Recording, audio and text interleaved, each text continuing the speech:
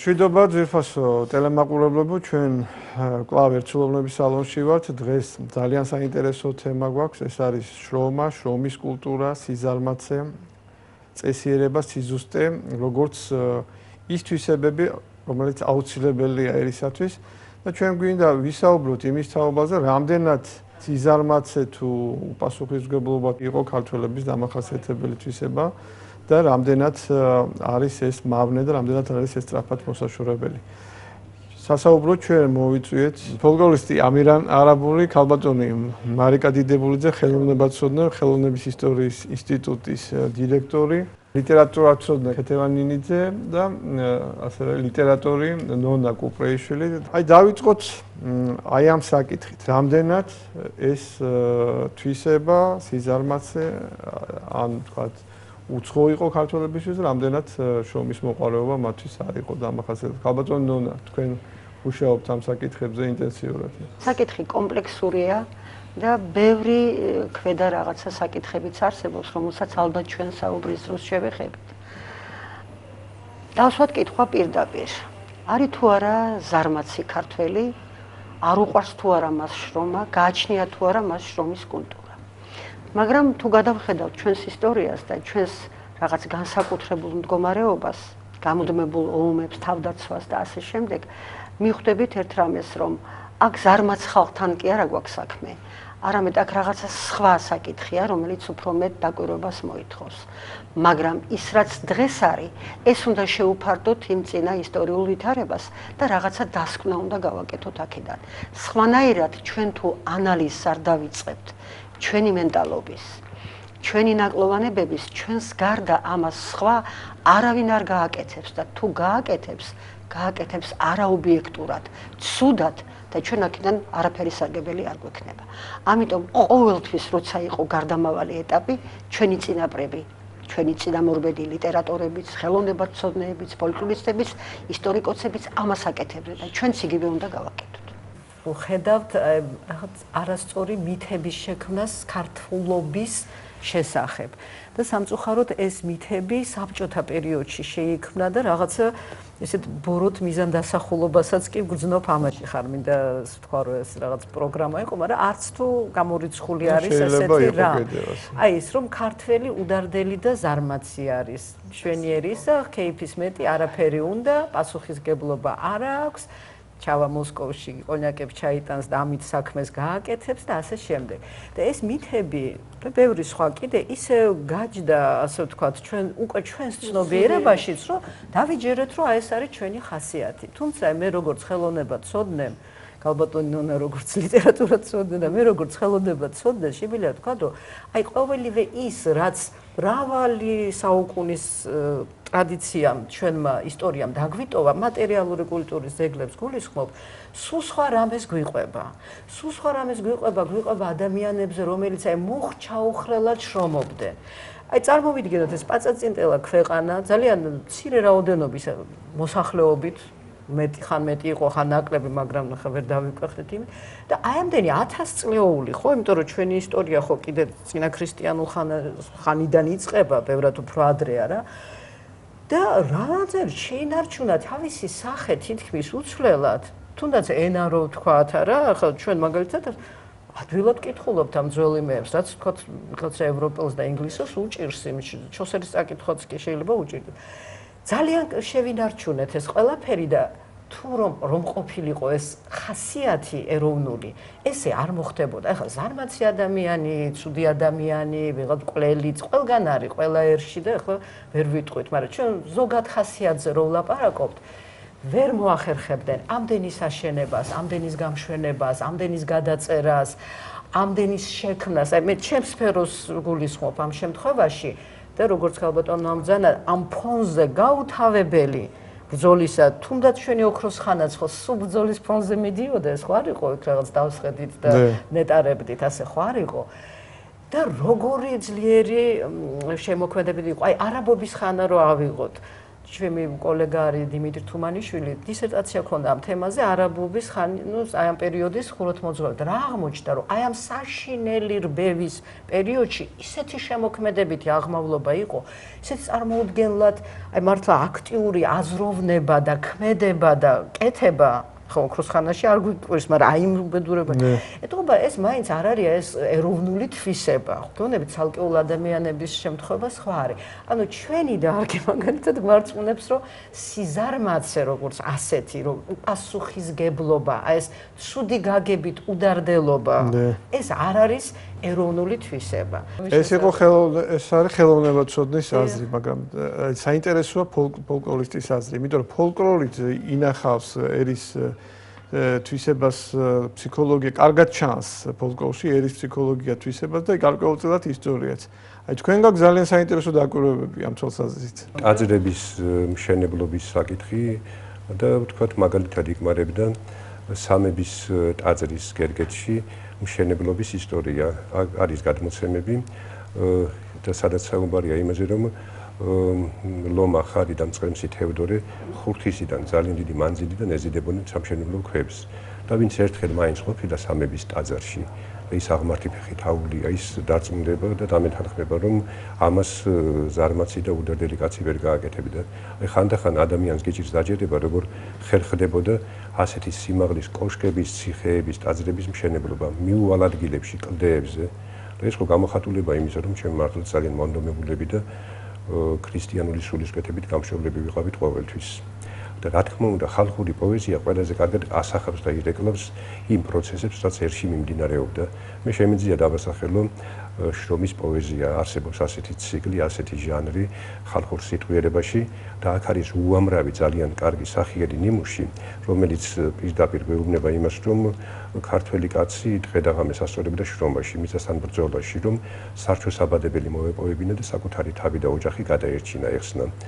აქ არის უამრავი სიმღერა, აი ჯერ კიდევ არქანჯელო ლამბერტი მე-17 საუკუნის ცნობილი იტალიელი მოგზაური აღნიშნავდა სამეგრელოს აღწერაში, რომ კოლხური ნადურიო არ იყო მხოლოდ იმიტომ მოგონილი, რომ საკუთარი თავი გაემხნევებინა თუ აი ამ ნადის მონაწილეებსო, ეს იმისთვისაც იყო, რომ ტემპი დაეჩქარებინათო და შედეგიანი ყოფილიყო, ეფექტური ყოფილიყო მათი შრომა. და ჯერ კიდევ შუა საუკუნეებიდან მომდინარეობს ეს ყველაფერი. აი ბასილიეზოს მოწვარი თამარის ისტორიკოსი აღნიშნავს, რომ სიტყვა-სიტყვით ასე არის ნათქვამი, ყრმანი მემროწლენი განპებასა შინა ორნათთასა თამარის ქებათა მელექსეობდიან. ანუ მენახირე ყმებიო, ახალგაზრდებიო, აი ხნის დროს ორნათის გავლება კვალის გატანა არის. თამარის ქებას მელექსეობდენო. ესე იგი თან შრომის პროცესია ნაჩვენები აქ ასახული, თან კიდევ ის რომ აქ არის თამარის სახოტბო ჰიმნები, სახოტბო ტექსტები არის და ეს შრომა და პოეზია განუყოფელი იყო ერთმანეთისგან. თქვათ გუთნური სიმღერები, გუთნურები ხო არის ასეთი ლექსი? კი, რაიმე მაგალითი უთხრა ჩვენს აყოლებელს. თქვათ ასეთი არის გუთნური ლექსი, შენი ჭირი მე გუთანო, მაგ შენი მრუდე ყელისა, წამოუწვევი გვერდზე და აღება იცი ველისა, შენ ახარ პურის მომყვანი დამძველებელი ქერისა. აქ ადამიანი არ ჩანს, არ ფიგურირებს და იმ გუთანთან ერთად რა თქმა უნდა მუშახელის იგულისხმება. ასეთი ნიმუში უამრავი არის ხალხურ პოეზიაში. მე იცით რა მინდა და მეთქვა რომ ძალიან ხშირად საქართველოში შეინიშნება კულტურაშიც, მაგალითად ლიტერატურაში შეინიშნება ორი უკიდურესობა მიდგომებს და მოკიდებულებებს შორის. ყოფილა ისტორიულად ასე რომ რაღაც პერიოდში თქვათ თვითონ ქართველებს ქონიათ ესეთი რიტორიკა იყო გავრცელებული რომ ქართველები ძალიან ზარმაცი ხალხი ვართ ერთი მხრივ, რომ ჩვენ ესეთი უმაქნისი უვარგისი ვთქვათ გვეზარება, აი სიზარმაცეზე ძალიან ხშირად იყო ხოლმე აქცენტი და მეორე მხრივ რომ აი რა ვთქვათ რაც კარგები ვართ, ქართველები ვართ და რომ აი რაღაცა პირიქით წაქეზება არა ის რომ ვთქვათ დადებითი თვისებებზე აქცენტი გააკეთო, არამედ ის რომ რაღაცა აი განუსაზღვრელად თავისთავად კბობა და საკუთარი კვარტბელზე შეყენება თავისთავად. და აი რაღაცა ანალიზის სადმი მზაობის ნაკლებობა, თქვათ იმ საკითხებში, რაც ნამდვილად არის გამოსასწორებელი. აი მე-19 საუკუნეშიც ასე იყო და ნამდვილად ნიშანდობლივია ის ფაქტი, მე მინდა ერთ ფაქტზე გავამახვილო თქვენი ყურადღება, აი ქალბატონი მარიკა ბრძანებდა, რომ საბჭოთა პერიოდში ეს იყო ერთგვარი პოლიტიკის ნაწილი, რომ იქნებოდა მითები იმის შესახებ, რომ ეს ჩვენს ბუნებაში დევს, რომ ეს უწესრიგობა, არაკანონმორჩილება, ეს პრინციპში ჯერ კიდევ ალბათ მე-19 საუკუნის რიტორიკებიდან იღებს სათავეს, რომ ეს ალბათ სხვა კულტურულ კონტექსტთან კავშირშია იმ სამხედრო პრაქტიკებთან, თქვათ, კავკასიის ომის პერიოდთან, რაშიც აქტიურად იყო, თქვათ, ქართული არისტოკრატიის ძალიან დიდი ნაწილი ჩართული.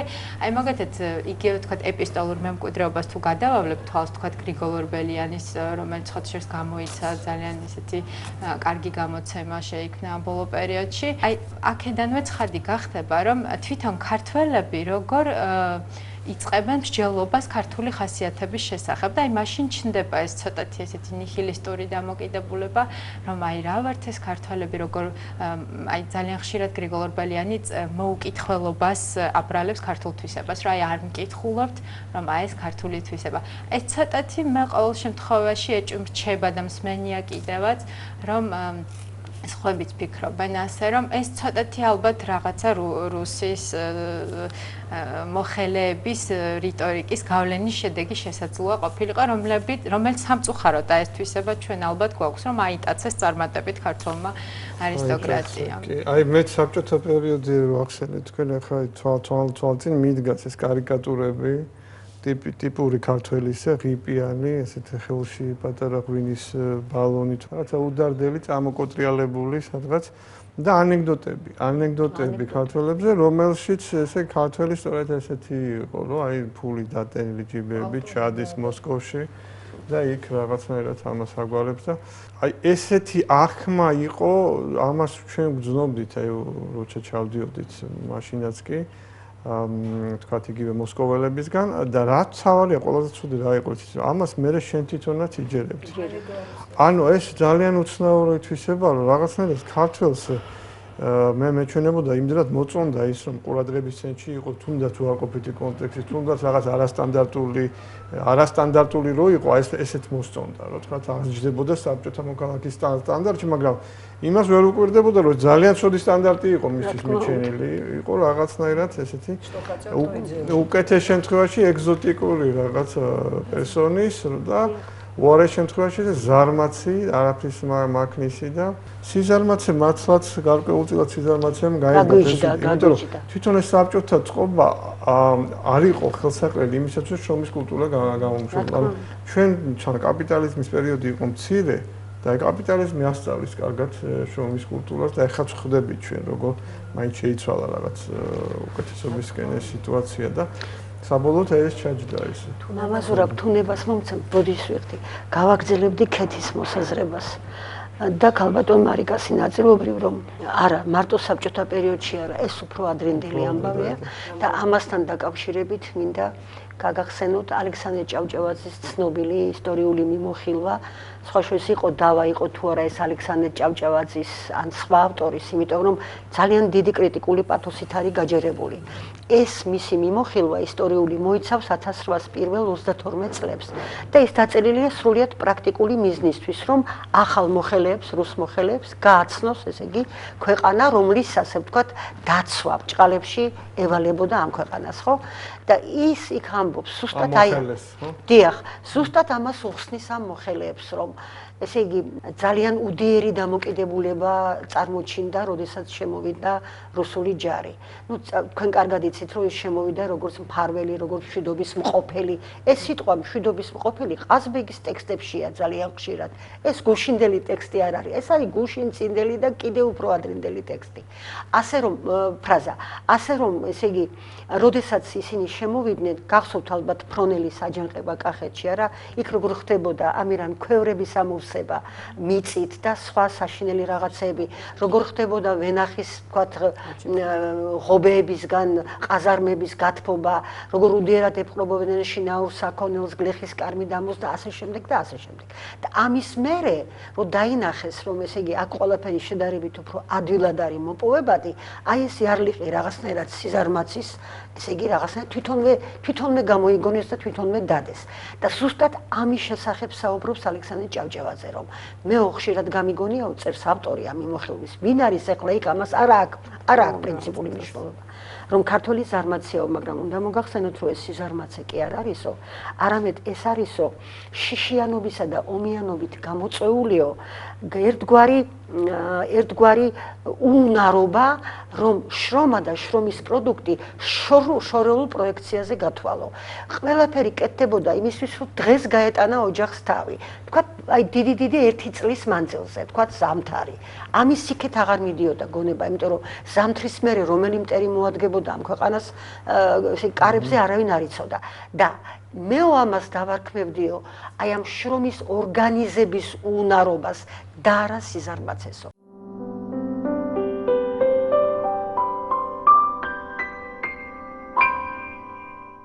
გერონტი ქიქოძის წერილი ჩაქუჩიანი მამაკაცი. რაც თქვენ ბრძანეთ ახლა მამა ზურაბ, აი ზუსტად ეს არის, ესე იგი, როდესაც რაღაცა აი თითქოს რაღაცა უფრო ლამაზი ორნამენტებისგან, რომელიც ამშვენებს ჩვენს ტაძრებს, ტაძრის ბარელიეფი არის ჩაქუჩიანი მამაკაცი.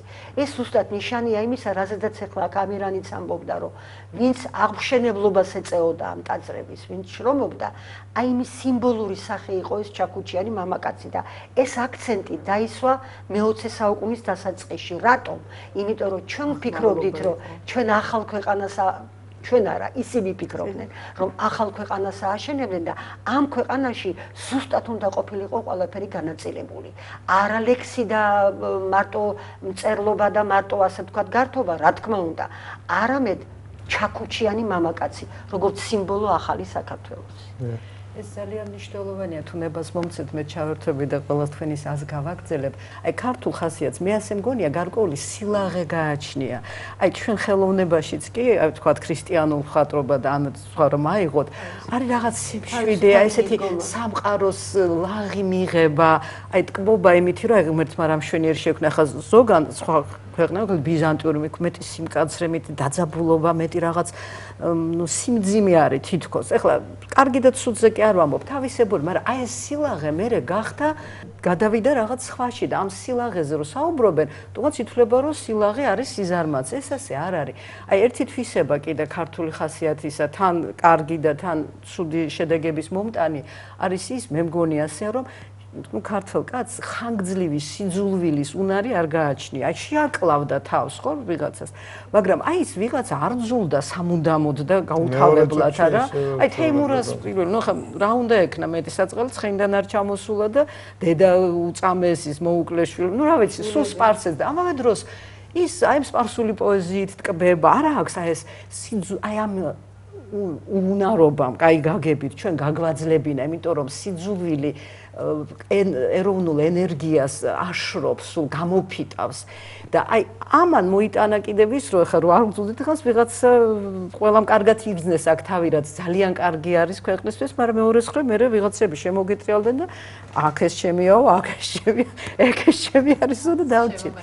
ხო და რაც შეეხება აი თქვენ ბრძანდებდით აი როგორ აი მე-19 საუკუნეში რაღაცა თითქოს აი დაიბნერი ფუნქციის დაკარგვაც იყო, იცით როგორ ახლა ერთადერთი დამპყრობელი ჩვენი უამრავიდან არა რუსეთი იყო, რომელმაც მოსპო ის თუნდაც როდესღაც ძალიან პირობითი, მაგრამ მაინც სახელმწიფოებრივი და საეკლესიო სტრუქტურები.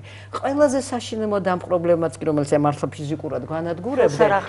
ხელს არ ახლა, ეხლა ის რომ იმის გავლენის ქვეშ იყო, იმის ბრძანებით აკეთებდა თუ არა, ეხლა ეს სხვადასხვა რამეა, მაგრამ არსებობდა რაღაცა სახელმწიფო მართვის სტრუქტურები, იქ მამასახლისი იყო თუ ვიღაც მოურავი იყო თუ ვიღაც იყო. ხან კარგი, ხან ცუდი, სულ ერთი აი ხალხის ჩვეული და ფუნქცია იყო ამ ქვეყნის ასე ვთქვათ, ფუნქციონირებისა, ხო, ხალხს გააჩნდა. აი, რუსეთმა ეს რომ მოსპო, ეს ორი საყრდენი, რასაც სახელმწიფო და ერი ქვია და კიდე უნდა ენაც მოესპო, ხო, ვიცით ჩვენ რაც ხდებოდა, რომ არ დაწყებულიყო ის დიდი მოძრაობა, ეს ხალხი თითქოს უფუნქციოდ დარჩა. და ეხლა, როდესაც ის ზედა მართველი, ასე ვთქვათ, შრე, აი ესეც იმაში არის, ის ძალაუნებურად გადადის, ხო. ანუ ეს კაცი ფასდება ამ თავის შრომით, და შრომის. რა კარგი ტრადიცია. ეს იყო უსიტყვო მატიანე, უთქმელი მატიანე, აი იმ სოფლის, აი იმ უბნის, აი იმ მაცხოვრებლების, აი იმ სოციალური წრის და გარემოსი, რომელიც იქ იყო რომელიმე სოფელში.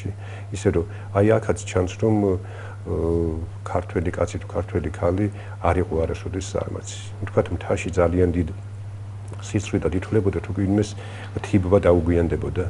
მოთავდებოდა ათემგენობების ახალხო დღესასწაულები და ყველა ვალედებული იყო, ყველა შეგნებაში იყო, რომ უნდა გასულიყო თქვა სამშაბათი იყო, თიბის სამშაბათი დაწესებული დღე და ამ დღეს ხდებოდა სპეციალური რიტუალების ჩატარება, თქვა ქარის გამოცხობა, სანთლის ანთება, დალოცვა ტაბლის მიცოდებულების მოხსენება და მერე უკვე ხალხი გადიოდა სათიბზე და თუ კი ვინმე დააგვიანებდა არასაპატიო მიზეზის თიბაზე გასვლას ეს იყო ძალიან დიდი აუგი და სისხლი იმ კაცისთვის. ასევე იყო ხუნაში, ასევე იყო თქვათ მკაში და კალოობაში, მოსავლის მოწევაში და თუნდაც ერთმანეთის წამხედულობით თუ მიბაძვით, კარგი გაგებით, კეთდებოდა საქმე ყოველთვის და არასოდეს არ ჰქონდა პრობლემა თქვათ შიმშილის და ზამთარში თავის გატანისა. განსხვავებით იგივე ევროპის ქვეყნებისაგან საქართველოს ისტორიაში ეს მასობრივი შიმშილის შემთხვევები თითქმის არ არის დაფიქსირებული.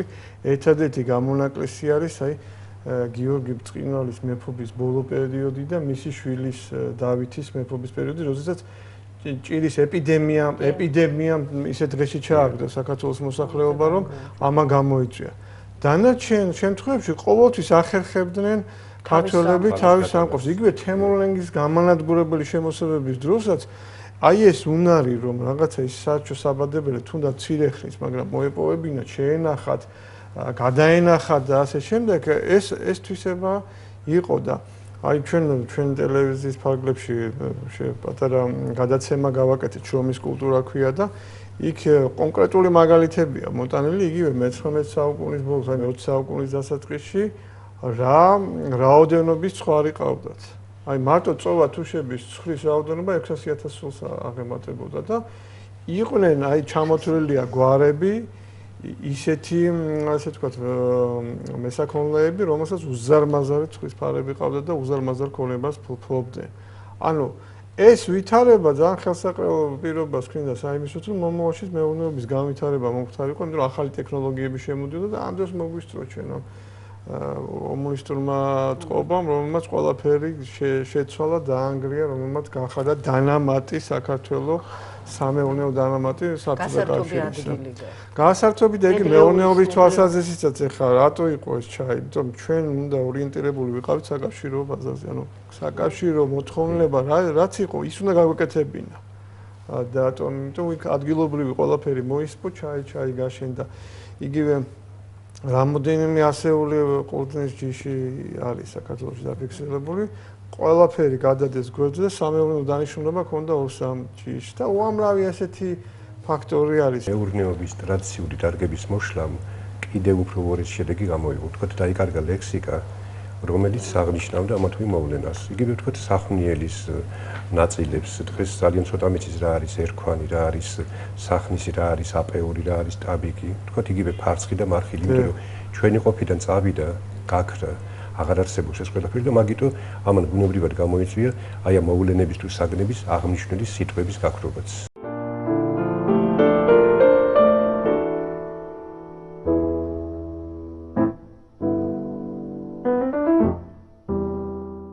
ოდნავ რეაბილიტაციას ვეცდებოდი ჩვენი თავადაზნაურობის, ამაზე ქალბატონი მარიკა და მე ვსაუბრობდით, სანამ გადაცემა დაიწყო. ქართული თავადაზნაურობა ძალიან ესეთ ცუდ კონტექსტშია ხშირად ნახსენები, მაგრამ ჩვენ ერთი რამ გვავიწყდება, რომ ქართული თავადაზნაურობის გარკვეული ნაწილი, აი მაშინაც კი როცა მათ ფუნქცია დაკარგეს, მათ ალღო აუღეს ახალ დროს და მიხვდნენ, რომ თავიანთი მეურნეობები კაპიტალისტურ, ასე ვთქვათ, წყობაზე უნდა გადაიტანონ, შეუთავსონ ამას. მე აქ დავასახელებდი ცნობილი პირები არიან ივანე მუხრამბატონს, დავასახელებდი სოლომონ ანდრონიკაშვილს, დავით ჩიჯავაძეს, ალექსანდრე ჭავჭავაძეს, თქვენ წარმოიდგინეთ ბარონ ნიკოლაიც კი იყო ამ საქმეებში ჩართული, არა? მე ერთ რამეს ვიტყოდი, რომ ილია თავისთავად, ხო, მაგრამ აი ერთი კარგი დეტალია, რომ ივანე კერესელიძე ცნობილი რედაქტორი ცისკრისა, თვითონ ეწვია ივანე მუხრამბატონს აი ამ თავის ცნობილ ფერმაში და ის აღფრთოვანებული იყო იმით, რომ ჯერ შესასვლელი იყო გაკეთებული რაღაცა ევროპულ, ასე ვთქვათ, სტილში, ხეივანი იყო არაჩვეულებრივი და მერე უკვე იწყებოდა ეს ბაღები და ეს ვენახები. და საინტერესო ის არის, რომ მის ჟურნალში გუთნის დედა ივანე კერესელიძის ეს ილიამდე ხდება. გუთნის დედაში საუბარია იმაზე, რომ ივანე მუხრანბატონმა გამოსცადა გუთანი, ქართული გუთანი, სხვა გუთნები და აღმოჩნდა, რომ ეგრეთ წოდებული შუმანის გუთანი არის უფრო პროდუქტული. და ამ გუთნის გამოცდა მოხდა ჯერ დიღომში, სადაც მიწა იყო უფრო ფხვიერი და უთხრეს, ესო ამ მიწის გამოვა, მე წაიღო ეს გუთანი და მუხრანში გამოცადა, სადაც მიწა უფრო მკვრივი იყო. ანუ ეს ადამიანები სამხედროები იყვნენ, მაგრამ როგორც კი მიეცათ საშუალება, რომ ეს სამხედრო სამსახური, ასე ვთქვათ, დაემთავრებინათ, მათ მაშინათვე მოკიდეს ხელი მეურნეობას. და ჩიჯავაძე რო ვახსენე, ამ ჩიჯავაძემ 1861 წელს ლონდონის სოფლიო გამოფენიდან მიიღო ნედლი აბრეშუმის გამო რაღაცა медали. ეს არის საოცარი ფაქტი. სადღაც რუსეთის გუბერნიაში, სადღაც მიყრუებულ ადგილას, ეს ის ლონდონის გამოფენაა, რომელზედაც დოსტოევსკი ბრძანდებოდა და მას როგორც ანტიკაპიტალისტს საშინად აძრწუნებდა ეს სიახლე, რაც იქ ხდებოდა. ეს მინდოდა დამემატებინა. ანუ მცირედი რეაბილიტაცია ჩვენი თავადაზნაურობის. მე გამაგრძელებდი იმას, რაზეც ჩვენ საუბრობდით დაწყების წინ, სწორედ მე რო ვთქვი, რომ ხელოვნებაცოდნეობა ძალიან ბევრ რამეს გვიყვება, ეს თითქოს უტყვი ფიზიკური საგნები თუ ობიექტები, ძალიან ბევრ რამეს გვიყვებიან. ჩემმა ერთმა კოლეგამ ლალიცოჩურს ანდრონიკაშვილის შტაბმა გააკეთა გამოკვლევაც სათავადაზნაურო კარ-მინდამოები მე-19 საუკუნეში. არქიტექტურას ეხებოდა, მაგრამ ნუ არქიტექტურას კონტექსტიდან ამოგლეჯილად ვერ განიხილა. ნუ ყოველთვის კარგი მეცნიერი და წარმოიჩნდა ესეთი სურათი მოღვაწე ადამიანების, იცით, სკოლებს რო ხსნიდნენ თავის გლეხებისთვის, ფაბრიკებს რო აკეთებდნენ, თეატრებს უწყობდნენ, ბიბლიოთეკებს უწყობდნენ. ესე იგი ძალიან ილია ჭავჭავ თვითონ იყო ამის მაგალითი, თუმცა კი დაწერა კაცი ადამიანი და გასაგებია რატომაც დაწერა, იმიტომ რომ ასეთი რამეც უკვე ხდებოდა მე-19 საუკუნეში და დაინახა ეს საფრთხე, სწორედ რომ მე ეს მითი რომ ზარმაცი ქართველებს გახდებოდა, მაგრამ თვითონ ამ ადამიანების მოღვაწეობა ისეთი საინტერესოა, მაგაც მეც ახლა სახში არ ვზდიდენ ასე საბჭურ ყაიდაზე და სხვა რამეს მასწავლდნენ, მაგრამ აბსოლუტურად სხვა თვალით დავინახეთ, თითქოს აი რას აკეთებდნენ. და მე ცით ქართულ ხასიათში კიდე ერთი რამ არის, რაც ძალიან გახსნილობა ყველაფერი ახლისანი, არ შიში. იცით, აი ადვილად იყოს, ადვილად გადაამუშავებდა ყოველთვის. და ეს იყო კიდე ეს გახსნილობა, ეს მზადყოფნა რაღაცის გაგების, განვითარების, ეს სულ იყო ამ ხასიათში. ყოველ შემთხვევაში აი ჩვენ დარგში ასე ჩანს ეს ნამდვილად ეს სულ შრომას გვაჩვენებს. სულ მოღვაწეობას, აი მარტო ვაზი რო აიღო, ახლა მე შეიძლება ხა დილეტანტურად ვლაპარაკო, მაგრამ ნუ ვიცი რომ ვაზის კულტურა ნიშნავს დიდ შრომის უნარიანობას. ასე არ არის რომ დაასხიდალი, არ არის ასე, მაგრამ ძალიან დიდი შრომა უნდა და ერი რომელსაც ამდენი მთელ ყველგან საქართველოს ყველა ნაწილში, სხვა არ არის მარტო კახეთი ან მარტო თქვა რაჯა. ეს ნიშნავს რომ წარმოუდგენელი დიდი შრომა იყო ჩადებული, თან ამ დროს სულ უნდა ეს ხმალი ექნიათ კი. ხეთის ჯვარი ყველა მიცის როგორ დგას და რა სილამაზე ამ თას რო ასრულე.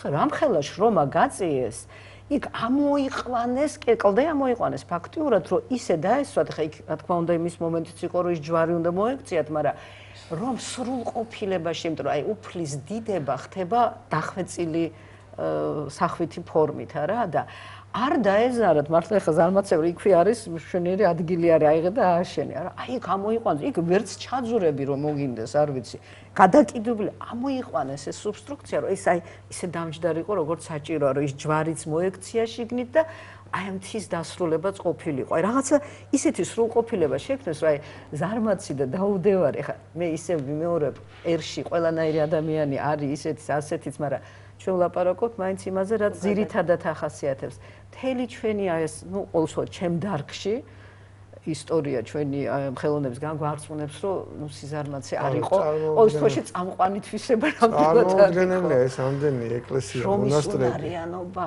ბერები მამაზურაბ სულ მოღვაწეობენ მიწას ამუშავებენ შრომობენ აშენებენ გადაწერენ რამხელა მარტო ერთი იმის გადაწერას ბიბლიის არ ვიცი რამდენი სულ შრომა ხდება ძირითადად ამ მონასტრებს რო გადახედო ჩვენ ღმრთელსახურებს რო გადახედო სულ შრომა არის აი ერთი წუთით არ ჩერდებიან რა ვიცი აი ეს ღვთის დიდება შრომით ხდება და აი ეს რაოდენობა ჩვენი ტაძრების მონასტრების და ციხეების ეს აშკარად მიგვითითებს იმაზე, რომ ზარმაცი ხალხის აშენებული ეს არ არის. თუ გავითვალისწინებთ იმას, რომ თითოეული მათგანი ბევრჯერ დანგრეულა, სხვადასხვა მიზეზების გამო და ძირითადად შემოსევების გამო, მაშინ უნდა წარმოვიდგინოთ, რომ მუდმივ შრომაში და ბრძოლაში იყო ჩვენი თანამემამულები. აი, ქეთევან, მე ვიცი, რომ თქვენ სწავლობთ ამ საკითხს. ეს სხვა ქვეყნებში როგორია შრომისადმი დამოკიდებულება და რამდენად მოინდომეს იმ ქვეყნებმა, რომ შრომის კულტურა წარმოეწიათ, იმიტომ რომ ეს ჩვენთვისაც მაგალითი იქნება. ცხადია, სხვათა შორის აი ყოველთვის გასათვალისწინებელია ხოლმე სხვა ქვეყნების დადებითი გამოცდილება, ვთქვათ. მიუხედავად იმისა, ეს ვთქვათ, იქნება ჩვენ კულტურასთან უფრო ახლომდგომი ქვეყნები თუ შედარებით ვთქვათ, იგივე რელიგიური განსხვავება იქნება ეს თუ პოზიტიური მაგალითების გამოყენება ადგილობრივ კულტურაზე ადაპტირებით ცხადია საინტერესო ხა ცნობილია რომ აი მაგალითად შრომის კულტურა, შრომის ეთიკა პროტესტანტულ ვთქვათ გარემოში განსაკუთრებით კარგად ჩამოყალიბდა. აი კაპიტალიზმი განვითარდა ძალიან მძლავრად იმ ქვეყნებში, სადაც იყო პროტესტანტობა. ხო და ხანდახან ამას აი ცოტა სხვა ინტერპრეტაციასაც აძლევენ და აი ამბობენ რომ აი პროტესტანტობა იწვევს ამას და ასე შემდეგ. არა, არ იწვევს, ალბათ ეს ინდივიდუალიზმი რაც არის. მათ ისრომეს იმისთვის რომ ეს ცხადია, ეს არის შრომაზე დაფუძნებული. თუმცა ვერ ვიტყოდი რომ მაგალითად მართლმადიდებლობაში არ არის ამის ქრისტიანობაში ზოგადად მართლმადიდებლობაში არ არის ამის საფუძვლები, იმიტომ რომ აი წაღან ვამბობდით კიდევაც რომ ქრისტიანობა უპირველეს ყოვლისა არის ღვაწლი, ხო? ღვაწლის შრომა. თუნდაც ის, როდესაც თქვა ანაქორეტული წესით ცხოვრობდა ბერი ან თქვა საძმოთ ცხოვრების წესით ცხოვრობდა, თქვა ფიზიკურად შრომობდა, მორჩილებებში იყო ჩართული თუ სულიერი ღვაწლის თქვა ინახავდა ამ ქვეყანას, ასე ვთქვა. ესეც იყო შრომა, იმიტომ რომ შრომა მხოლოდ ფიზიკური არ არის, ხო შეიძლება იყოს ინტელექტუალური, აგონებრივი ან ფიზიკური, რომელსაც რაღაც პროდუქტი გამოაქვს, მატერიალური ან არამატერიალური. პავლე მოციქული ამბობს, ვისაც მუშაობა არ უნდა, ნუ შეჭამს. ანუ პირდაპირ ახალ აღთქმაში არის ჩადებული. ძალიან მნიშვნელოვანია რომ ქართული კულტურის აი ღირებულებრივი საფუძვლების შესწავლა აი ამ კონტექსტში მოხდეს ანალიზი. იმიტომ რომ ასევე ძალიან მნიშვნელოვანია რომ დღესდღეობით ჩატარდეს თქვათ იგივე სოციოლოგიური გამოკითხვები, აი არსებობს სოფლიოს მასშტაბით ღირებულებათა კვლევები ტარდება. სოფლიოს ღირებულებათა კვლევები არის ყველაზე ტიტულოვანი ამ შემთხვევაში და საქართველოშიც ჩატარებულა და არის თქვათ იქ შრომას თქვათ ოჯახს, ასევე ინსტიტუტებს აქვთ ინსტიტუტი როგორც ღირებულება ეთმობათ თავიანთი ინტერესი და ყურადღება და აი საინტერესო იქნებოდა თქვათ აი მითების და იმ სტერეოტიპების ფონზე რეალურად რა სურათი იქნებოდა თქვათ როგორია კანონმორჩილების წესრიგის, იმიტომ რომ შრომა ხოზე დამოუკიდებელი ცნება არ არის, ხო ის კანონმორჩი წესებთან, თამაშის წესებთან არის კავშირში და საინტერესო იქნებოდა ერთი მხრივ ეს თანამედროვე სურათი შესწავლა. და მეორე მხრივ აი კულტურაში რა საფუძვლები გვაქვს, რაზეც ჩვენ დღეს ვსაუბრობთ, აი სწორედ თუნდაც ძველი ქართული ხელოვნებიდან, სასულიერო ლიტერატურიდან, ვეფხისტყაოსნიდან გამომდინარე, სადაც არაჩვეულებრივი მოდელია პატრონყმობის შემოთავაზებული, სადაც შრომითი ექსპლუატაციის არანაირი ნიშნები არ ჩანს. ეს არის არა ბატონყმობა, არამედ პატრონყმობა, რადგან მათ შორის ისეთი მონისა და ბატონის ეგილისეული ურთიერთობა ჩანს, ხო, რადგან ორივე მხრიდან არის საჭიროება ისინი ამ მხრივ ემონებიან, ასე ვთქვათ, ერთმანეთს და არა ის, რომ ვთქვათ, ერთის ინტერესის ხარჯზე ხდებოდეს მეორეს გაბატონება. აი ეს ძალიან საინტერესო პატრონყმული პრაქტიკა იყო საქართველოში და აი ისე მე-19 საუკუნეში, ნუ ალბათ ცალკეული შემთხვევები არსებობდა მანამდეც შრომითი ექსპლუატაციის, მაგრამ აი მე-19 საუკუნეში, როგორც თქვით, ასე ვთქვათ, აყვავდა მთელი ეს მით უმეტეს რომ რა აყვავდა? აი კაკო-კაჩარის თემა. ხო, თუნდაც იგივე შრომითი ექსპლუატაცია, ჩაგვრა, ფაქტია რომ ნამდვილად იყო, იმიტომ რომ აჯანყებები იყო არა მხოლოდ ნაციონალური ხასიათის, არამედ სოციალური, მაგალითად სამეგრელოში, ხო, იგივე ეკატერინე გურიაშიც დიახ. ხო და ნამდვილად იყო ხე პრობლემები და ნამდვილად საჭიროა ამის ანალიზი. რატო ჩდება ეს პრობლემა მე-19 საუკუნეში? იცით რა, ჯერჯერობით იმიტომ რომ ძალიან ბევრი სოციალური, პოლიტიკური, ნაციონალური გამოწვევების წინაშე დგას თვითონ ჩემი აზრით ქვეყანა, იმიტომ რომ ჯერჯერობით რომ იდენტობას ვკარგავთ ფაქტობრივად, ვკარგავთ ნაციონალურ იდენტობასაც, ფეოდალები კარგავენ თავიანთ სოციალურ სტატუსს, ეს ძალიან რთული პროცესია, იმიტომ რომ სოციალიზმის იდეა თანდათან და იდეოლოგიურად კი და ძალიან ბევრი თქვა იგივე ლიბერალიზმი, სოციალიზმი, აი ძალიან ბევრი იდეოლოგია შემძაი ძალიან დიდი სიჭრელეა, გარდამავალი პერიოდია როგორც დღეს და ალბათ ამ გარდამავალ პერიოდებში ყველაზე მეტად იჩენს ხოლმე ეს მანკიერებები თავს და ილია ჭავჭავაძე აი ქალბატონი ბრძანებდა წეღან იყვნენ ადამიანები მაშინ რომლებმაც აი საქალაქო ცხოვრება მიატოვეს და სოფლის მეურნეობას ძალიან დიდ ძალისხმევას უთმობდნენ ამის შესახებ სხვათა შორის ილიას ძალიან ბევრი ადამიანის დარწმუნება უხდებოდა ამისთვის და ძალიან დიდ ძალისხმევას ხარჯავდა სწორედ რომ აი ამაში დაერწმუნებინა და ბევრი მათგანის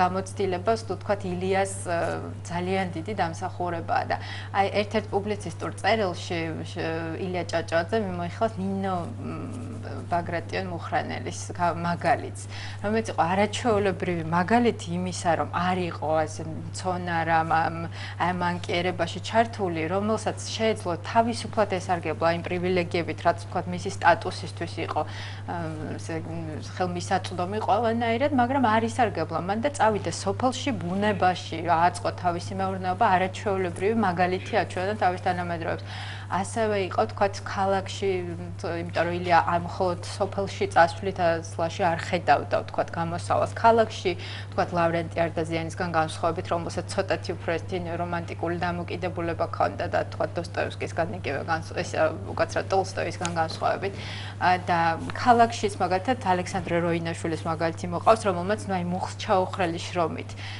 დაიმკვიდრა თავისი ადგილი კაპიტალიც მოიპოვა და ნუ თავისი ძალიან ესეთი მნიშვნელოვანი ისტორიული ფიგურა შემოიტანა ხო? შექმნა რამ ხელასაქმე იყო ქვეყნისთვის რაც მამაზურა მე მინდოდა ქეთის აზრი ესე მიხდება რომ ვაგრძელებ ქეთის აზრს თქვენ გადაცემის დასაწყისში ბრძანეთ კაპიტალიზმის შემოსვლასთან დაკავშირებით და ეს ჩვენი საუბარი რა თქმა უნდა სრულიად იქნებოდა რომ ილია არ გვეხსენებინა ქეთიმ უკვე ახსენა კიდევაც ილია არის ისეთი პიროვნება და ჩემგან ეს არავის არ ესწავლება რომელიც უნდა ისწავლო ძალიან ღრმად იმიტომ რომ რაც უფრო სერიოზულად იკვლევ მის მემკვიდრეობას მით უფრო მეტად ხვდები ძალიან ბევრ რამეს და ჩვენი უბედურება ალბათ ის არის ზუსტად რომ ჩვენ გვიყვარს ზედაპირულად ბევრი რამის გავლა ესე თითქოს რაღაცა ნაჩქარევად გამოცდისთვის რომ ემზადება მოსწავლე და რაღაცებს რომ გადაშლის ასე ილია რა თქმა უნდა ზუსტად აი ამ გადაკვეთაზე ცხოვრობდა ხო მე-19 საუკუნის მეორე ნახევარი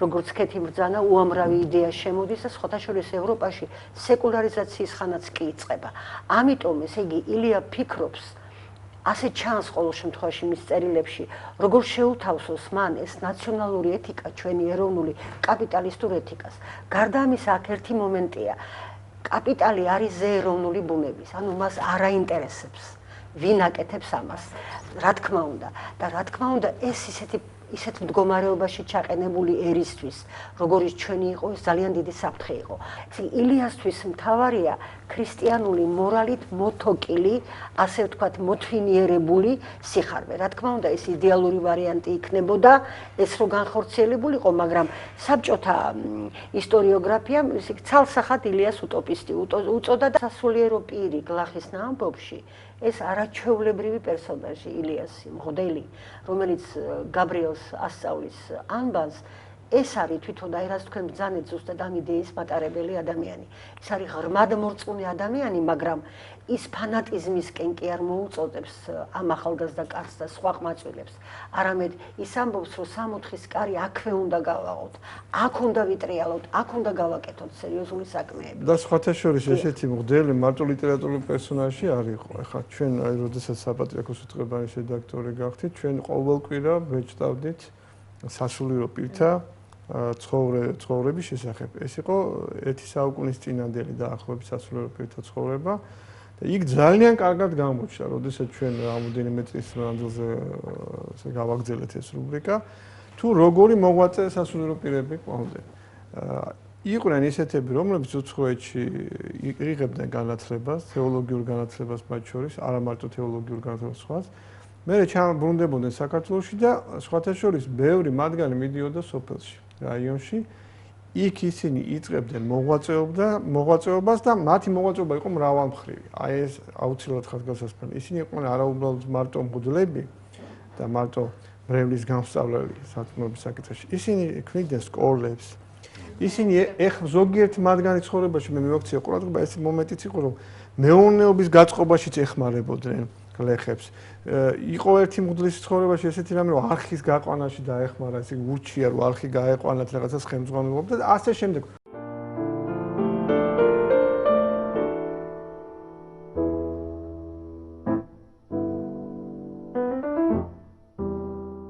არა შემთხვევითი აი ამ შრომის პროცესის ცალკეული ეტაპების ესთეტიზაცია შეიძლება ამაზე საუბარი. ეს ძალიან კარგად ჩანს ხალხურ ლექსებში. ვთქვათ, როცა საუბარია ისეთ ქალზე, რომელიც სამაგალითო უნდა იყოს შინაც და გარეთაც, ნათქვამი არის ასეთი რამ.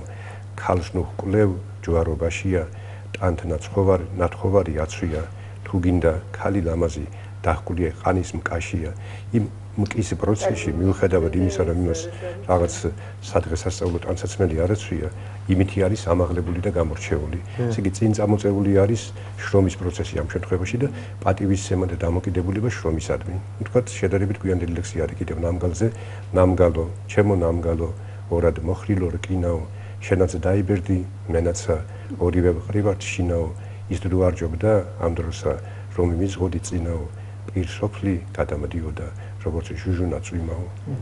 ესეთი გამხატრულებული იარაჩოლოებისადმი მოფერება ჩანს ხო როგორი. არ ყოფილა ის მხოლოდ ოფლის ზღვრა და წელში გამწყვეტი შრომა.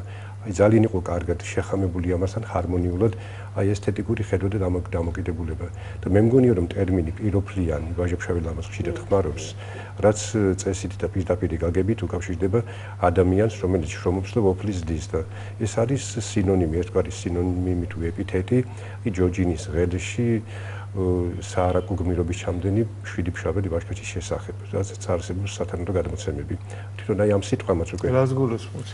კაიყმის გაგება შეიძლება აი ამ ტერმინმა. პიროფლიანი არის კაიყმა, რომელიც სამაგალითოდ იბრძოდა და არ დაანება იმ ქისტეთიდან წამოღებული, იმათგან მოტაცებული ხარავანი გამორეკეს აქეთ, თავისი ქონება დაიბრუნეს და მტერს დაახდნენ და ღირსეული პასუხი გასცეს მათ და აი ამის მერე უნდა იქცეს პიროფლიანი კაიყმის სინონიმად, კაიყმის ნიშნულობით დიახ. ისე რომ აქ არ არის მხოლოდ სამხრივი შეხედვა ალბათ არ იქნებოდა სწორი ყველაფერი ამისადმი. იყო ისე რომ აი შრომა და პოეზია ისე იყო დაწყვეტებული ერთმანეთთან, ამით დაშორიშორება და ამათი განცალკებება არ შეიძლებოდა უბრალოდ წარმოუდგენელი იყო. ძალიან დიდ აღშფოთებას იწვევს ხოლმე, რომ მუნიციპალურ ტრანსპორტში როდესაც ამოდის მონიტორი და აი როგორი მღელვარება მოყვება ამ პროცესს. ხა ეს მართალია ყოფა, ხო, ჩვენი ყოფაც ძალიან მნიშვნელოვანია ყოფაში არქეოლოგია, ხო და აი სწორედ გუში მქონდა ესეთ შემთხვევა, რომ აი რამდენიმე ადამიანი ის აი ჩემთვის განმაცვიფრებელი იყო, რომ აი საუბრობდნენ, რომ საერთოდ რა საჭიროა, რომ ხა რატომ აკონტროლებენ, რომ ჩემი ასაკის ადამიანს ტყუილიც დაეჯერება და ბილეთს როგორ მკადრებენ, რომ იმოწმა. აი ეს იცით, ალბათ არის მართლა რა, რადგან ესე იგი პრობლემა გახდა და ჩვენ დღეს ამაზე ვსაუბრობთ, ალბათ ეს რაღაცა ჩვენი ხასიათის შტრიხი ალბათ მართლა გახდა რაღაც ეტაპზე. თუმცა იკლოს საგრძნობლად ამ დამოკიდებულებამ. მაგრამ რაღაცა სამწუხაროდ რაღაც სანქციებთანაც კავშირშია, რომ თუ დააწესებ სანქციას, ალბათ ეს კანონმორჩილების ხარისხიც უფრო იზრდება. როგორია თო ეს ქართული თვისებაა, რომ ახლობელი მივიღო ზარმაცი ახლობელი სამსახურში და კეთილ მოღვაწე უცნობი არ მივიღო და მე უნდა ვიმუშაო და ფული მქონდეს, მაგრამ არაფერი უნდა გავაკეთო და 10 წელი ვიყო და ერთი რამე პროდუქტი, ნუ ჩვენ სფეროში თქვა ერთი სტატია არ დავწერო ამ ერთ იმაში, რა მოხდა მე, აბა რა მეკუთვნის რაღაცა ისეთი აბსოლუტურად გაუკუღმართებული ისე თორე კარგი და ცუდი ოდიდგანვე იყო ამ ქვეყანაზე და მაგას რა დალევს, მაგრამ აი ეს რომ ითვლება თურმე აი ქართულობაზე რომ იწყებენ ლაპარაკს და ის რაღაცა არ არსებულ ტრადიციებს რომ ამოიღდა ეს ხო ქართველობა და ჩვენ გვიშლიან ქართულ გაფიქრე რა არის ეს ქართველობა ეს ძალიან ისეთი კომიკური მაგალითი მახსენდება ილია ჭავჭავაძის პუბლიცისტიკიდან, როდესაც ის საკუთარი შეშფოთებით ეხმაურება ფაქტს 87-ში 1887-ში თუ არ ვცდები მოხდა მიწისძვრა საქართველოს მაშინ საკმაოდ მასშტაბური და რამდენიმე გურიის რამდენიმე სოფელმა გამოაცხადა გაზეთში დროებაში მიიტანეს ესეთი განცხადება, რომ ალბათ ეს ღვთისრისხვაო ჩვენზეო და პარასკევი გამოვაცხადოთ უქმე დღეთო. აი ესეთი ინიციატივა გქონდათ. გარდა შაბათ-კვირისა, ხა იქ ჩნდება გონივრული ეჭი, რომ ქართულს ოღონდ დაასვენ ესეთი მომენტიც ალბათ არის და ილია ამბობდა, რომ ჯერ თავის ძალიან ისეთი ჩვეული ირონიით აი ამ ფაქტზე ხმაურება და შემდეგ ამბობს, რომ პირიქით უნდა იშრომო თუ ამ დღეს პარასკევს და ყველა პარასკევს მოგებული თანხით თქვენ შვილებს სასწავლებელი უნდა გაუხსნათ ნაცვლად იმისა, რომ კიდევ ერთი უქმობის რაღაცა საბაბი აღმოაჩინა. ეს არის არასწორი გაგება ისეთი ცნებისა, როგორც არის ღვთისნება. დავაკვირდი რა ხშირად მოიშველიებს თანამედროვე ქართველი მორწმუნე აი ამას, რომ ალბათ ღვთისნება იყო, რაღაცა გაფუჭდება, აი თქვათ რაღაცა არ გააკეთებენ და აგვიანებენ სადმე და ალბათ ღვთისნება იყო. იქ რაღაცას დაიზარებენ ადგომას ადრე წარწას, ნუ ალბათ ღვთისნება იყო. ეს არის გამაოგნებელი საერთოდ, რომ არაფერი მსგავსი ქრისტიანულ სარწმუნოებაში ამისი არ არის. პირიქით, იქ არის ესეთი რაღაცა განარჩევენ ორი ღვთისნება და ღვთის დაშვება. ღვთის დაშვების გარშე არაფერი არ ხდება, მაგრამ ეს არ ნიშნავს, რომ უფალს მოსწონს იქ რაღაცა რო ფუჭდება. აი ვიღაცამ რო არ შეარემონტა ის თავისი სახლი, ჩამოინგრა მე ეს არ უნდა თქვა, რომ შენ ღვთისნება არის. ესත් ის მაინც თქვი, რომ ვერ გავაკეთებ, ვერ მომახერხე და კიდე შენ გინდა რომ ეხლა შენი სიზარმაცე გაამართლა რამის ღვთისმოსაუბრად გამოაცხადა, ეს აღმაშფოთებელი არის. და ასეთი რამ ძალიან ხშირად მეორდება და აი მე რო ვიფიქრე ამაზე ესეთ დასკვნა გამოვიდა, როგორც ჩანს ეს არის რაღაცნაირად ისევ და ისევ ჩვენი სიზარმა, აი გამოვლენა იმისა, ჩვენ ვართ ჯერ კიდევ ზარმაცი ხალხი სამწუხაროდ და ქართველს უნდა რომ ეხლა როგორც კი ცოტა რელიგიური გახდა, უცბად მოარგო ეს თავის ჭკუაზე მოათვინიერა. ახლა ღმერთს გადააბრალა. არა, თავისით დამახინჯა ფაქტიურად ეს ყველაფერი და მოარგო ამ სიტუაციას. ძალიან ხშირად ვსმენია მამაკაცებისგან, რომ აი ყველა პირობა არსებობს იმისთვის, რომ ქალებმა იმუშაონ, ამ დროს ეს ქალები რა პირობებში უცხოეთში როგორ მუშაობენ, სხვათა შორის ძალიან კარგი ფილმი გადაიღო ლევან კოღუაშვილმა, დიახ, ქალები საქართველოსთან, ხო, ესე ქვია. აი, ნუ რაღაცა ჯერ ძალიან შემძვრელი იყო ეს ყველაფერი, მაგრამ მე როგორი რეალისტური დოკუმენტური ასახვა ამ ყველაფრის ძალიან ტიპურად წარმოაჩენს, აი ჩვენ ძალიან ცუდ აი ამ 90-იანი 2000-იანი წლების და ესეთ კიდევ ერთი ფილმი აქეთი ზურაბინაშვილის დედებო გემღერებოდით, აქაც უცხოეთში სამუშაო წასული ქალების ბედია ნაჩვენები და იმათი აქ მომლოდინეებისა, რომ ბევრი არის უქმად, სხედან კომფორტულად ისვენებენ, თავიანთ სამყაროს იტარიალებენ და ელოდებიან უცხოეთიდან თავიანთი ცხოვრების ნაშრომი ფულის გამოგზავნას. ეს ის ტრაგედიაა ჩვენ. იდეოლოგიით ამართლება, რომ თითქოს ქალი ისედაც ვალდებულია, რომ აი ეს ძალიან სამწუხარო. მე არა ვარ თქვა, ცხადია ხო, ანუ ის რომ ქალი უნდა ემორჩილებოდეს, ეს მხოლოდ იმ რიტორიკად არ უნდა გამოვიყენოთ ალბათ, რომ რაღაცა მათზე ეგ სულ სხვა საკითხია და შრომასთან არის დაკავშირებული ეს რომ არ კადრულობენ რაღაცას. ეხლა ჩვენ ბევრ პროექტებს ვაკეთებდით 90-იან წლებში საერთაშორისო რაღაცა და ძალიან ბევრჯერ შევეჯახეთ იმას, რომ მოდი კაცო, აი გათხარე რა. ოხ, არა, მე იცით რაღაც. დგას იმ ბირჟაზე მთელი დღე და ხელს არ ანძრევს. მე ბრაზობს, რატო ვიღაც ჩამოიყვანე სამუშაო და თუ არ გაანძრიე. იცით ეს ისეთი დოზით შევხვდით აი ამას იცით, რომ ხა მე რატო ხელფასი დამინიშნეთ, მაგრამ არაფერს არ გავაკეთებ, ან სრულად გავაკეთებ. აი, ყველაზე უფრო უსაქმური ხალხი, ყველაზე უფრო აღშფოთებულია ხოლმე, როდესაც ხედავს, რომ ვიღაცა სხვა მოდის და მუშაობს და კი, მაგრამ შენ ვინ დაგიშალა რომ იმუშაო. მე ის მოსველი და უცხო რო გეუბნება, რომ თქვენ ზარმაცები ხართ ქართველები, ეს აღშფოთებას არ უნდა იწოდეს, იმიტომ რომ იმას თუ მოყავს იმავე მიწაზე მოსავალი, შენ უფრო უკეთესად არ უნდა მოიყვანო, შენ ადაპტირებული ხარ ამ გარემოსთან. შენთვის ეს ტრადიცია, შენ მამაპაპას, იმის მამაპაპას ქონდა ამის ტრადიცია, ის ახერხებდა აქ. ამიტომ ხო არ არის ასეთი ნოსტალგია საბჭოთა კავშირის მიმართ. მეც ვფიქრობ, რომ ესეთი მიზეზია, მაგრამ არ ვიცი მე რომელ გარემოში ვარ, ალბათ იგივეში რომელშიაც თქვენ, მაგრამ მე ვარ დათრგუნული იმისგან, რომ უამრავი ადამიანი მისტირის საბჭოთა კავშირს, უამრავი ადამიანი. მისტირიანი იმ უსაქმურობა, სამსახურში მიხვდები, გააკეთებდი ორსაათს წაყვიდოდი. ცუდს გააკეთებდი თუ ეს მომისმენია ჩემი ყური, ცუდს გააკეთებდი თუ კარგს მაინც იმ ხელფასღებულობდი, საერთოდ 100 წელი ვაფერ გაკეთე, მაინც რაღაცა და აი იმას მისტირიან, ცუდს მისტირიან. მე გაგახსენებდით იყო განსაკუთრებით ახლა ნუ სტალინის ეპოქას სამგულის ხომ სხვა კოშმარი იყო საერთოდ, მაგრამ აი მე ნუ ეს სტაგნაცია ჩვენი დრო. აი ხრუშჩოვ ბრეჟნევის პერიოდი. ეს იყო ზარმაცებისთვის შექმნილი ეს. ეხლა ხომ მთელ სოფლიოში სხვა შორის საშინელის წამოვიდა ტალღა ამ სოციალური პროგრამების წინააღმდეგ.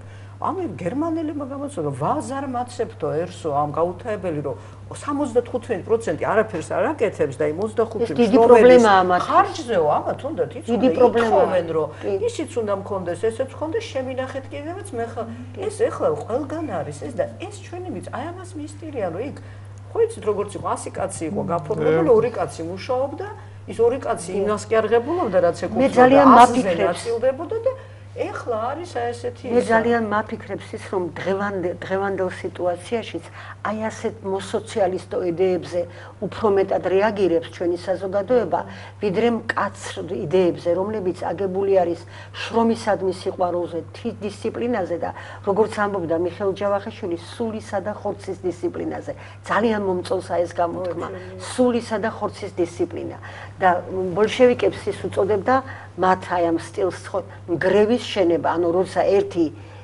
ერთი შენდება და სამაგიეროდ ორი ინგრევა.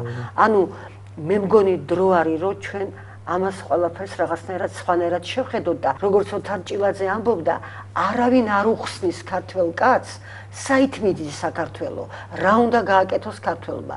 აი როდესაც ვიღაცა ამას გააკეთებს და აუხსნის, ის ყველაფერს მოითმენს. თორემ მოუთმენლობა წალეკავს ამ ქვეყანას. ძელვადიანი პოლიტიკა, ეს განათლებით უნდა მოხდეს. განათლებით რა თქმა უნდა. წამოვიდეს ეს ინიციატივა და არა არის ხოლმე ესეთი მცდელობები ხალხის აღზრდის ძალიან მოკლევადიან ჭრილში. აი ძალიან მნიშვნელოვანია რომ ძელვადიანი პოლიტიკა იყოს განათლების ამ მიმართულებით, რომ მასწავლებლები სკოლაში ბავშვებს არ აუბნებოდნენ, რომ თქვათ ახლა ცხადი ეს ტიპური ალბათ არ არის, მაგრამ ის რომ თქვა საქართველობა კანონმორჩილებას და რაიმე თქვათ დისონანსში მოდის. არა, იგივე ხა ქრისტიანული მსოფლმხედველობა, ქრისტიანული მსოფლმხედველობის ესე იგი შრომის მოყარეობა ეს არის აუცილებელი სათნოება ადამიანს. ვერცე თქვენ წმინდანს ვერ ნახავთ, რომ შრომის მოყარე არ ყოფილიყო. თვითონ ქრისტიანობა ავტომატურად გულისხმობს უკვე შრომის მოყოლებას. ქრისტიანობა ავტომატურად გულისხმობს იმას, რომ ეს სიზარმაცეს უნდა ებრძოდოს ყველა ადამიანი და რა თქმა უნდა, თუ კი ჩვენ ქრისტიან ერზე გვაქვს პრეტენზია, ჩვენ ვართ ქრისტიანები, ბუნებრივია ეს ავტომატურად უნდა ნიშნავდეს იმას, რომ ჩვენ ვართ შრომის მოყარე ერი და სხვათა შორის კათოლიკოს პატრიარქი ძალიან ხშირად თავის ეპისტოლეებში, თავის გადაგებებში ამას უბრუნდება და ხას უსვამს, რამდენად მნიშვნელოვანია რომ შრომის კულტურა გამომუშავდეს ქართულს. გერმანული ენის სახელმძღვანელო იყო უცხოელები, საერთოდ გერმანული ენის შესწავლელთათვის. გერმანელების გაკეთებული და ერთ სტატიას ერქვა ასეთი სათაური. ვართ თუ არა გერმანელების ზარმაცები. და სტატიაში რა იყო? თვითონ გერმანელებს ადარებდა სტატიის ავტორი იაპონელებს. და იაპონელები როგორი შრომის მოყარეები არიან და ჩვენ როგორი ზარმაცები. ანუ ეს ხალხი არ ერიდება იმასაც კი უცხოელის წინაშეც კი შედარება გააკეთოს და თავის თავს კიდევ ერთხელ შეუძახოს და მოუწოდოს რომ უფრო მეტად შრომის მოყარენი იყო და ეხლა ჩვენ რაღა უნდა ვთქვათ. უკაცრავად რომ ვერევი იაპონელები ახსენდა გაუთავებთ ლაპარაკი რომ ჩვენ იდენტურობას ვკარგავთ, როდესაც აი ამ საერთოდ თუ გით კაპიტალისტურს. ახლა ის არის შვედიერი მაგალითი, რომელსაც თავის ეროვნული იდენტურობა აქვს ყველანაირად შენარჩუნებული და ისე წინ არიან წასული აი მზაზე ახალი ტექნოლოგია, ახალი მეების შრომა, საერთოდ გამის აუგრძალეს შრომა უკვე ისეთ შრომაში არიან და არ გამორიცხავს ეს ერთმანეთს თუ ეს ჰარმონიულად და სწორად არის წარმართული. მე ისე არ ვამბობ ცალკეულ ადამიანებს, მაგრამ ზოგადად აი იაპონია არის მშვენიერი, აბსოლუტურად არც ეთაკილებათ, არც თმობენ, ანვითარებენ და ძალიანაც ეროვნულები არიან, თუ გინდ ჩაცმულობიდან დაწყებული მისალმების ფორმით და მე უკვე აღარ ვამბობ სხვა უფრო ღრმა და მნიშვნელოვან ასპექტებზე. ფსიქოლოგიური ასპექტიდაც რო შევხედოთ, შრომა თერაპია, ხო? ადამიანს ნერვოზებისგან, აგრესიისგან ძალიან ათავისუფლებს. საერთოდ არსებობს ფსიქოლოგიაში ეს მიმართულება შრომითი თერაპია, იმიტომ რომ ადამიანი რეალიზებულად გრძნობს ამ შემთხვევაში. მე ვფიქრობ, რომ დღეს რო აი მხელა აგრესიის ხარისხია საზოგადოებაში შეიძლება აი არარეალიზებულობის, აი შრომის ნაკლებობის ბრალიც იყოს. თუ თუ იმ თქვათ სამინისტროში იქნება თუ სადღაც ჩვენთვის მოსაწონ პოზიციაზე არ გამოვა თქვათ საქმე, ალბათ ჯობს რომ რაღაცა ისეთი რეალური გამოუძებნოთ და ამის გამოსახში არ დავსხდეთ და ვიშვიში და მოთქმას არ აი ცნობილი ანდაზა როა ცუდა ჯდომა, ცუდა ჩრომა. აი ცუდა ჩრომაში იქ ის კი არ გულისხმობა, ცუდად გაკეთება. უბრალოდ რაღაცა შეიძლება ისეთი ეფექტური არ იყოს შენი შრომა. ჩვენი დღევანდელი გადაცემა დასრულდა, ჩვენს ტელემაყურებელს შევახსენებ, რომ დღეს შრომის კულტურაზე ვსაუბრობდით ჩვენ.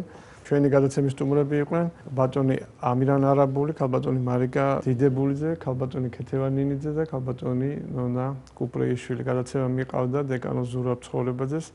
მე გემშვიდობებით მომავალ შეხვედრამდე.